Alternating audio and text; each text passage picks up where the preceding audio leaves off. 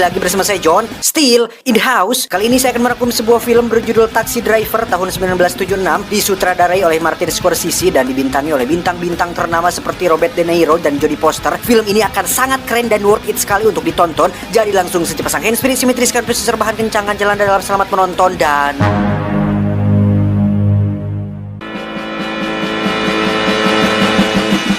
Kisah akan berfokus pada seorang veteran perang Vietnam bernama Travis Bickle. Ini orangnya. Saat ini Travis tinggal di kota New York dan bekerja sebagai seorang supir taksi. Namun rasa hampa dan kesendiriannya membuat Travis memiliki masalah dengan tidur yang biasa disebut dengan insomnia. Akhirnya Travis mengajukan diri untuk bekerja double shift siang dan malam, siap untuk ditempatkan di mana saja dan kapan saja, asalkan memiliki aktivitas untuk mengisi waktu luangnya.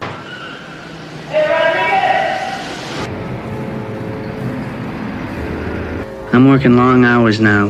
6 in the afternoon to 6 in the morning. Lampu jalanan, asap kendaraan, dan sampah masyarakat selalu menemani setiap malamnya, yang hal itu sebenarnya sangat dibenci oleh Travis. Mulai dari wanita pengencrot, pecandu, homo, waria, penjual narkoba, dan lain-lain, dianggap hanya menjadi sampah yang mengotori keindahan kota New York.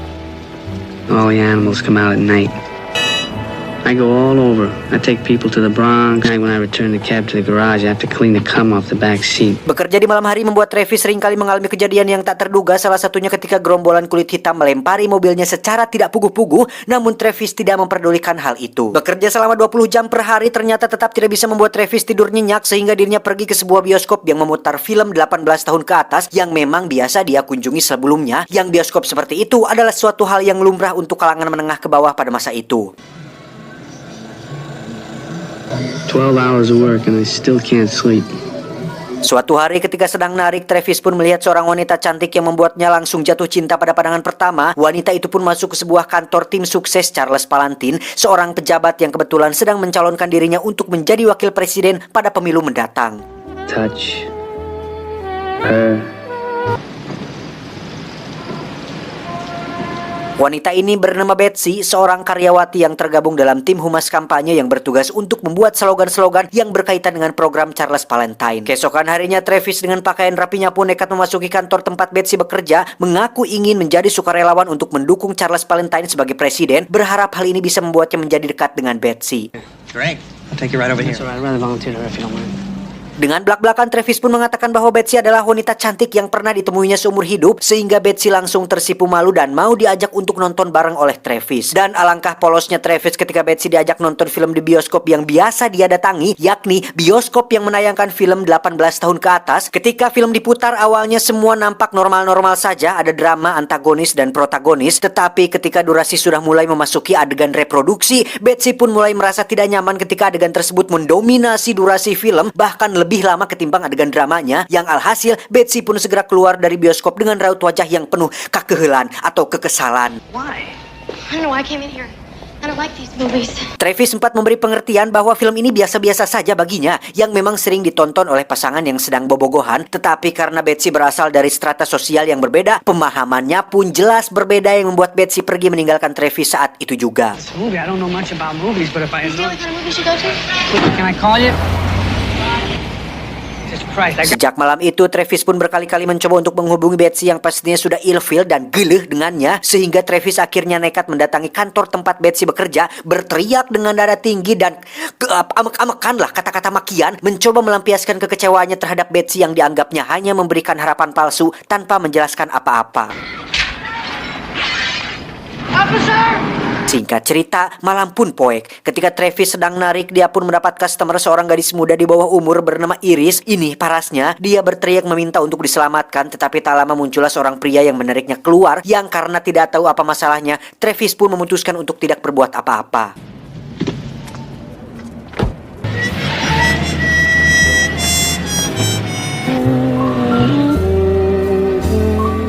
Selanjutnya, Travis mendapat seorang pelanggan, seorang pria kantoran yang meminta untuk berhenti tepat di sebuah gedung apartemen. Si pria mengatakan bahwa wanita yang berada di jendela tersebut adalah istrinya yang sedang berselingkuh dengan laki-laki lain, di mana si pria saat ini belum siap untuk menggerebek atau melakukan tindakan yang saat waktunya tiba nanti, si pria mengatakan bahwa dirinya akan membunuh mereka berdua menggunakan pistol Magnum kaliber 44. I have a 44 Magnum pistol. I'm gonna kill her with that gun. Perkataan pria itu pun mulai merasuk ke dalam pikiran Travis, di mana kesendirian dan kekosongan pikirannya membuat Travis mudah terpengaruh dengan hal-hal yang dinyumpainya, termasuk pistol Magnum kaliber 44 yang dikatakan oleh pria tersebut. Loneliness has followed me my whole life, everywhere. Dan secara kebetulan, saat ini Travis sedang melihat sebuah acara televisi yang menayangkan pidato dari Charles Valentine yang secara tidak langsung telah mengingatkannya pada Betsy, sehingga Charles mulai memiliki niat buruk untuk menyakiti Charles yang dianggapnya adalah atasan atau bos Betsy yang pantas untuk menerima pelajaran atas kekecewaannya tersebut. The people are rising to the demands that I have laid on. One day indistinguishable from the next. A long, continuous... Berkat seorang kenalan sesama supir taksi, Travis pun menemui seorang penjual senjata ilegal. Di sana dia diperlihatkan beberapa senjata yang cukup keren, yang salah satunya adalah Magnum kaliber 44. Dengan uang yang dimilikinya hasil nyupir, Travis pun membeli 4 buah pistol yang berbeda dan berniat untuk menjadi sosok baru dengan mendobrak kehidupannya saat ini. Ada 2 rencana pilihan yang ingin dijalankan oleh Travis. Pertama, membunuh Charles Valentine. Kedua, melenyapkan sampah masyarakat dan mengotori pinggiran kota New York. Isn't that a little honey? You take this and wait here. I'll walk down with you. Travis pun mulai menjajal satu persatu pistol miliknya, tak terkecuali menyiapkan beberapa senjata di balik bajunya agar siap pakai. Salah satunya adalah perangkat yang bisa membuat pistolnya muncul secara otomatis yang terdapat pada lengannya.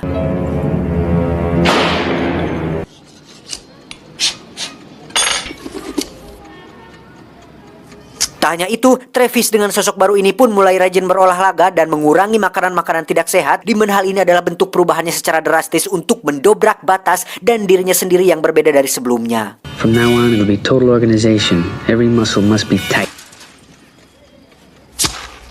Tak cukup dengan senjata dan olahraga, Travis pun berbicara sendiri seolah sedang berbicara dengan orang lain, yang hal ini merupakan bentuk pelatihan mental diri sendiri. Sama seperti Joker yang mempersiapkan dirinya tampil di acara talk show-nya si Murray, Travis ingin terlihat sempurna ketika dirinya akan menjalankan aksinya tersebut.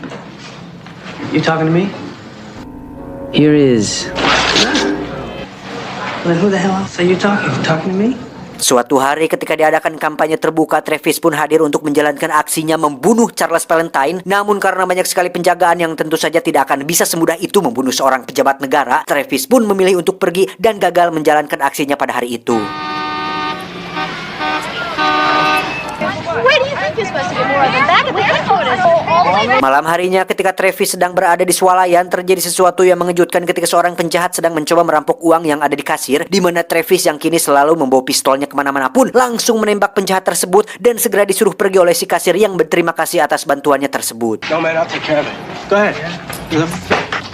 Hari-hari pun berlalu dengan Travis yang selalu teringat dengan Betsy ketika melihat Charles Valentine. Juga dengan kesendirian yang terus membunuhnya membuat Travis semakin dirundung rasa hampa dan tertekan, di mana dia akhirnya memutuskan untuk mencari gadis muda yang ditemuinya pada malam lalu, yakni si Iris yang sempat meminta tolong dari seorang pria yang menariknya keluar dari dalam mobil.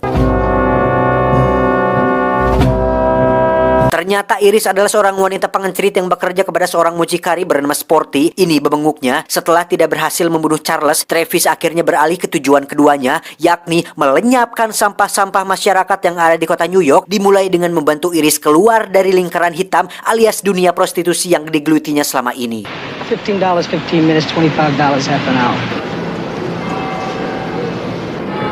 Mereka berdua pun pergi ke hotel tempat biasa Iris melakukan pekerjaannya, yang di situ Travis harus membayar sekitar $10 untuk 15 menit bersama Iris, yang ketika Iris akan membuka baju, Travis langsung menjelaskan bahwa dirinya bukan ingin melakukan hal seperti itu, tetapi hanya ingin berbicara mengenai Iris yang sempat meminta bantuannya pada malam itu, yakni membantunya keluar dari dunia hitamnya tersebut. I tried to get into your cab one night. Now you want to come and take me away? Oh, look, can I see you again? That's not hard to do. Keesokan harinya mereka berdua pun bertemu kembali sesuai janji kemarin. Di sana Travis kembali menjelaskan tentang maksud dan tujuannya, yang pada intinya Travis ingin agar Iris keluar dari pekerjaannya dan dia akan memberikan semua uangnya untuk bekal Iris bisa memiliki kehidupan baru. You don't have to do that. No, I want you to take it. I don't want you to take anything from that. Sempat ditanya apakah Travis tidak sayang dengan artosnya. Travis pun menjawab bahwa dirinya bingung menggunakan uangnya selama ini, sehingga dengan diberikannya kepada Iris semua uangnya tersebut, Travis berharap bahwa acis itu akan lebih berguna jika Iris yang menggunakannya. Tetapi sebelum memberikan uangnya, Iris diminta untuk keluar dari pekerjaannya terlebih dahulu, sementara Travis akan pergi sementara waktu untuk menyelesaikan beberapa urusannya. I want to do it. I don't have anything better to do with my money. Faktanya, tawaran Travis ternyata tidak membuat Iris berubah pikiran. Sempat berubah pikiran. Namun karena selain Travis adalah orang asing yang baru dikenalnya, Sporty sang mucikari pun berhasil merayu Iris seperti yang biasa dilakukan selama ini, sehingga Iris memutuskan untuk tidak jadi keluar dan tetap pada profesinya tersebut. How much I need you. Kembali ke Travis yang semakin lama semakin kuat keinginannya untuk menjadi seorang pahlawan, di mana kali ini Travis benar-benar sudah panjeg akan mengambil resiko tinggi dengan siap mati jika terjadi sesuatu hal yang tak diinginkan, yang hal itu dibuktikan dengan memasukkan semua uangnya ke dalam amplop yang akan diberikan kepada Iris sebagai bekal hidupnya barunya nyantap. Balelol sih, yang nanti akan diberikan kepada Iris sebagai bekal hidup barunya nanti. Really, my whole life is pointed in one direction. I see that now. Dengan gaya rambut mohawk sebagai bentuk pemberontakan, Travis pun kembali menghadiri kampanye terbuka yang diselenggarakan oleh Charles. Namun untuk kedua kalinya Travis harus gagal karena acara tersebut dipenuhi oleh para penjaga dan intel yang melindungi Charles dari setiap ancaman yang akan terjadi. I never saw him. I saw him run. Where was he? Dengan kegagalannya tersebut, Travis tidak menyerah dan beralih ke opsi kedua, yakni menghapuskan sampah-sampah masyarakat dengan mendatangi Sporty si mucikari di tempat kerjanya. Saat itu Sporty terlihat sedang menunggu para pelanggannya tepat di depan gedung hotel untuk kemudian Travis mendatanginya, dan tanpa banyak cakap, Travis langsung menembak Sporty di perutnya hingga dia ngajongkeng tidak walakaya. Selanjutnya Travis pun masuk ke dalam hotel dan menembak si penjaga hotel yang biasa menerima para pria hidung belang, tapi tiba-tiba Sporty menembaknya tepat di bagian leher sehingga Travis kembali menembak si Sporty yang kali ini dia berhasil membuatnya terbunuh.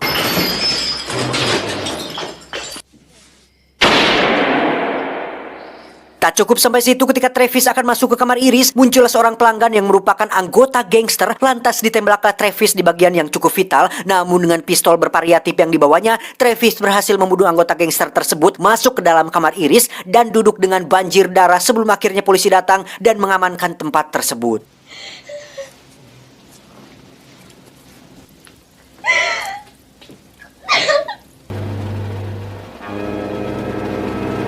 Beberapa waktu setelah kejadian itu, kita akan melihat sebuah koran mengenai aksi heroik yang dilakukan oleh seorang supir taksi biasa, yakni tentu saja si Travis, yang ternyata aksinya tersebut dinyatakan sebuah aksi kepahlawanan yang dilakukan oleh orang yang bukan siapa-siapa. Bahkan Iris sekarang sudah kembali ke keluarganya dan hidup bahagia berkat bantuan supir taksi asing, yakni Travis. Dan Anda akan sedikit dibuat terkejut saat mengetahui bahwa Travis ternyata masih hidup dan kembali bekerja sebagai seorang supir taksi. Bekas luka tembakan yang ada pada lehernya menandakan bahwa Travis berhasil selamat dan pelurunya tidak sampai tertembak ke dalam, hanya menyerempet dan menembus sedikit dari kulit lehernya. Like your wife. His wife is Miss New Jersey in 1957. Hey Travis, you got a pair. Malam itu juga Travis mendapat seorang pelanggan, yakni si Betsy, yang kini mulai simpati kepada Travis setelah membaca berita di koran mengenai aksi heroiknya. Yang meskipun sikap Betsy sekarang menjadi lebih baik dan nampak perhatian, Travis sudah belajar dari masa lalu untuk tidak terlalu larut dalam perasaan, sehingga setelah mengantarkannya sampai ke tujuan, Travis langsung pergi dan tidak memungut biaya apapun dari Betsy. Sampai sini kita bisa ambil kesimpulan bahwa seseorang yang mengalami kebosanan, kesuntukan, kesendirian, dan kehampaan ternyata jauh lebih berbahaya dari seorang penjahat biasa, karena orang dengan tipe seperti ini akan melakukan tindakan yang tidak bisa ditebak karena mereka tidak memiliki tujuan yang pasti ketika ingin melakukan sesuatu. Tamat ending yang cukup membagongkan.